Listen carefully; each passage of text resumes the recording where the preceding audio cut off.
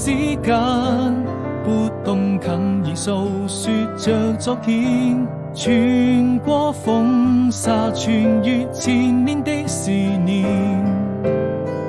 未來還有多遠，我們會在哪裡相見？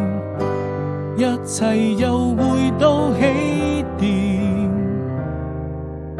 我知道夜和白天已經越來越遠，你會用那些時光停留在這個瞬間，永遠記得你那張純真的笑臉。